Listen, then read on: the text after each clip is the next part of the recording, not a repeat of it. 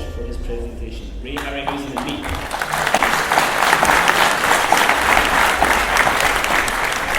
Hello, and thank you all for coming. Now let's get this show started. This is brought to you by the Ray and Dinah Harryhausen Foundation. Now, Ray Harryhausen and Me, I'm the me here on the right-hand side. Can you believe it? In 1989 I shot this, and it was released in 1990. I was a student at the London Film School. I was 18, and I look as if I'm auditioning for Depeche Mode. I'm glad you got that reference. So, a quick show of hands. Who here has heard of Ray Harryhausen? That's fabulous.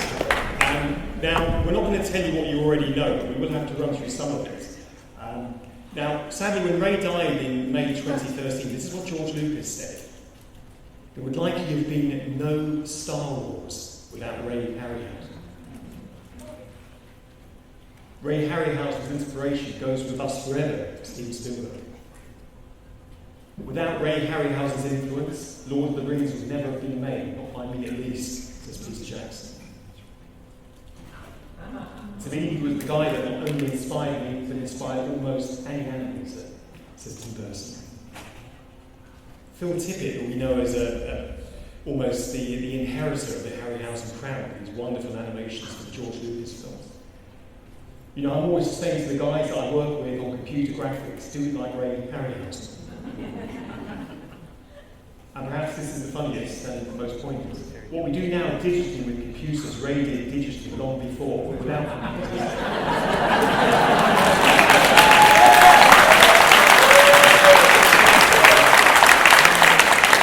Now, in the UK, we have Radio Times, which is very similar to your TV Guide.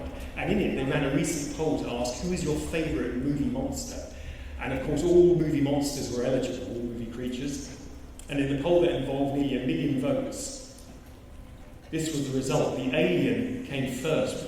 Very close behind were the skeletons from Jason the Argonauts.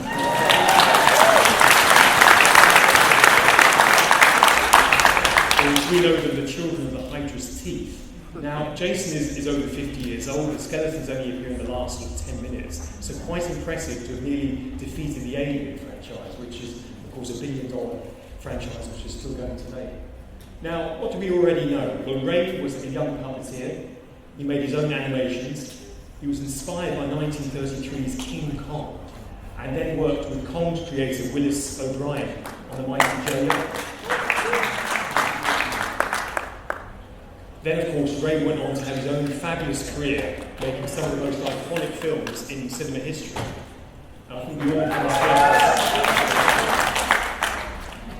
all of these films have been beautifully restored by their respective film companies. That's a real crab that was bought in the Harrods food store, and Ray ate the crab meat and then put an armature inside.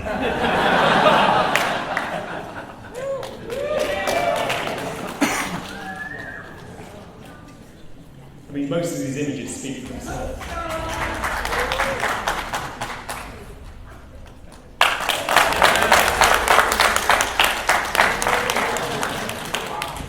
So what don't we know? Well, within the Foundation's archive, we have 50,000 items, making it the largest collection of anywhere in the world outside of the Walt Disney Company. And I'm going to share with you today some exclusive information, some news, and some photos that have never been seen before. And also, did you know that for every film Ray made, there was 2 or 3 at the time that he didn't make? Skin and Bones here. Ray's version of War of the Worlds, where the Martians would have been on tripods, rather than being flown on strings as they were in George Powell's epic. And there's a close-up of the Martian coming out of the ship at the end. Now, did you know what the connection between Chewbacca and Minotaur is? Well, the actor who played Chewbacca actually won the role of Chewbacca after playing Minotaur in Sinbad and the Eye of the Tiger for some of the live-action sequences. Peter Mayhew here, inside. Not many people know that. Without Eye of the Tiger, you wouldn't have Peter Mayhew as Chewbacca. Now, this very famous and wonderful beauty is, of course, Joan Crawford. Now, she was the inspiration for one of Ray's most iconic creatures of all time. And right up until Ray left us, it was very much a secret within the Foundation because Ray was a real gentleman and didn't like the idea of insulting anyone's family or estate. But I think from the chuckles, I'm sure you can guess that she was the inspiration for producing. So where possible, Ray always tried to reflect the faces that perhaps were already in our psyche. Now, Ray was a technical innovator as well.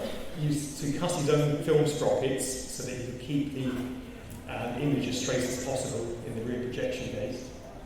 There's an example of a sprocket cutter. So he would get raw stock sometimes from film companies so he could cut his own sprockets. He developed new film stocks with Kodak. This is one that he developed with Sinbad and the Eye of the Tiger to give much more clear rear projections. He made the first feature film using stop-motion animation with the 7th voyage of Sinbad. He made the first anamorphic or Panavision stop-motion colour feature film with First Men in the Moon. This film's been restored now fully in 4K by Sony Pictures. He colorised his own films, and by that I mean he supervised and approved of the colorisation of 20 Million Miles to Earth, Earth vs. the Flying Saucers, and It Came From Beneath the Sea. But both versions still exist. We have the black and white one fully restored as well as the colour. Ray would have shot in colour had he had the opportunity. It wasn't an aesthetic choice to shoot in black and white. It was a technical choice because film stocks in colour weren't of sufficient quality that he could have shot these films in black and white. Now, interestingly, Christmas 1975, he gets a call from this man, Dino De Laurentiis. Dino is famous for making big Hollywood remakes. He was on course to make perhaps his biggest remake of all time, King Kong. Now, he contacted Ray Harryhausen, who was living in London at this point, and said to him, I won't do the accent, but he said to him, Ray, would you be involved in this film? And of course, Ray was thrilled and delighted and asked him what the budget was, and of course the budget was monstrous, as the film was. And he said, what's your schedule? We want to be in cinemas in 12 months. So of course it wasn't possible. So instead they opted for a man in a monkey suit. And interestingly, the man in the monkey suit was Rick Baker. They also built a 50-foot large animatronic Kong, which appears very briefly at the end of the film. But the film was a big success with critics and audiences at the time. Now, interestingly, here is young Rick Baker posing with some masks that he produced. When he was around this age, he wrote to Ray Harryhausen when he was a schoolboy, and Ray encouraged him. He'd sent a gift to Ray, which is now part of the permanent foundation collection. And this is life-size, so as big as my fat head. It's this size with the horn, and it's in perfect condition. And of course, Rick Baker now, 7 Academy Awards later, is one of Hollywood's most lauded effects artists. And there's Rick there on the left with John Landis, Ray, of course, and Peter Jackson. Now, Ray set up a foundation in the mid-80s to protect not only the creature collection, but also to protect the techniques and to educate audiences in the future.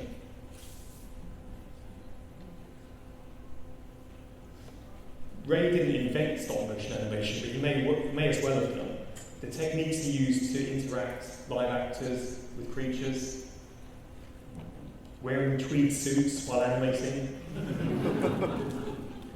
And here's an example of a behind-the-scenes shot. The Jason Yarganoff sequence was choreographed in much the same way that a dance sequence would be choreographed. And you can see here, in rehearsals, blocking out with the, if you like, the choreographed skeletons.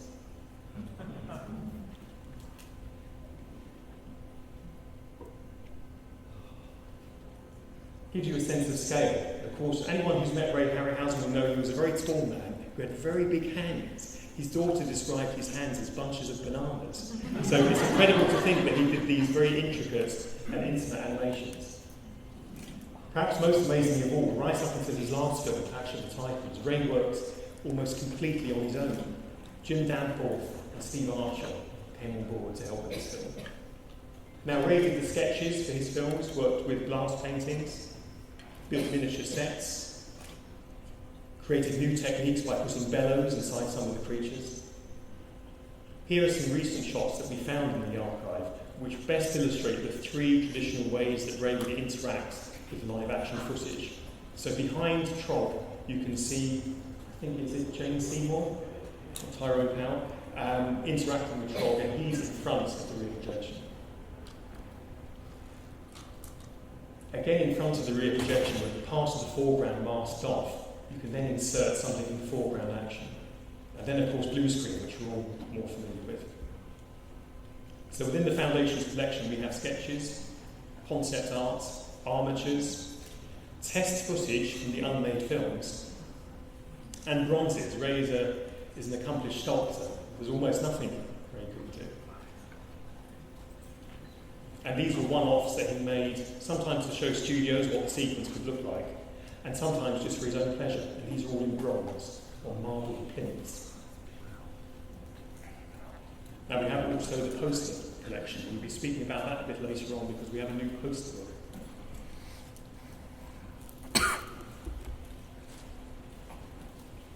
And we all have our favourites, of course. Now, sadly, when Ray left us in 2013, he left us a task. And the task was to preserve and maintain the collection. And as you can see here, Talos from Jason and the Argonaut is in need of some tender, loving care. The armature is poking through, as you can see here. But we can remember Talos, of course, in all of his glory from Jason and the Argonauts. Someone else in need of care is Carly from Golden Voyage of Sinbad. You can see here in the fingers, in some of the most animated, intricate parts, some decay has taken place. Same with Guanji. Ray put wire in the lips of Guanji so that he could get a more intimate and reactive response, but of course that's meant some decay has happened. But in better news, the Grand Lunar from First Men on the Moon has been fully restored by Alan Friswell, who's our official conservator. Now, Alan is the only person who's ever worked with Ray Harryhausen on restorations, so now we have to try and preserve and restore Alan so that he stays with us as long as possible. Now, in June 2020, we'll be raised centenary, and we have lots of things planned. We have exhibitions, we have some full-size replicas of some of the creatures coming your way, and we also have some assets within the Foundation's archive. Surprisingly, Ray didn't record commentaries for most of his films. With the exception of a few of the black and white ones in Jason, commentaries haven't been recorded. And I asked him why this was, and he said, well, nobody asked me. And I was like, really? And he thought he didn't have anything to contribute and that he wouldn't remember. So we started on a programme of recording commentaries for all of his films from Clash of the Titans working backwards. And sometimes we had very special guests like John Landis would sit in with us and do some of the recordings. But for Ray, of course, it was all about the fans. Whether it was Rick Baker writing as a young schoolboy or famous filmmakers corresponding with him, he was always interested in what the fan base had to say. And about a year and a half ago, we started a competition to find a new logo for Harryhausen 100, which will be our branding for the centenary. And we came up with interesting designs from the fan base. And here are a few of the finalists. Now, I always imagined if Starbucks ever made a Kraken coffee, a Harryhausen coffee, it might look like this.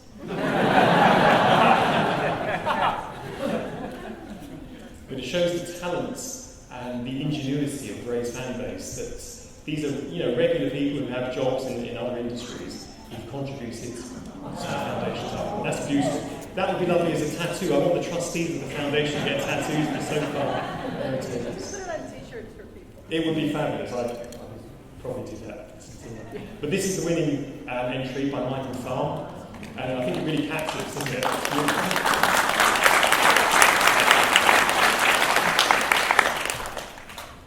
Captures the spirit wonderfully. Now, we have a wonderful new book that we've been involved with Titan Books, which seems a very apt publisher to be working with. And Titan Books has a history with Ray Harryhausen, having released film Fantasy Scrapbook in the late 90s. Now, they're in booth 5537, and they're here with us in the room as well, with some special gifts to give you as you leave. Limited edition bookmarks. You can also go down to their stand and find out a bit more. I'll be down there afterwards with Connor, so if you want to ask more questions. I'll be back in this room at 6:30 to repeat this talk, because we're so popular. Isn't that magic? And of course it's Ray who's popular. So this new book is coming out on the 4th of September.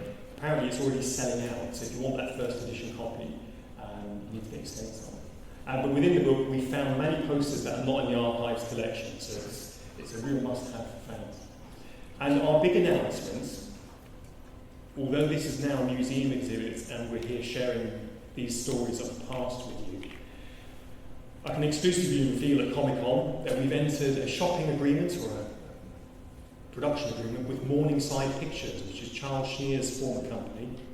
Sadly, Charles Schneer is no longer with us, but his relatives are. And we are developing Force of the Trojans, the official sequel to Clash of the Titans.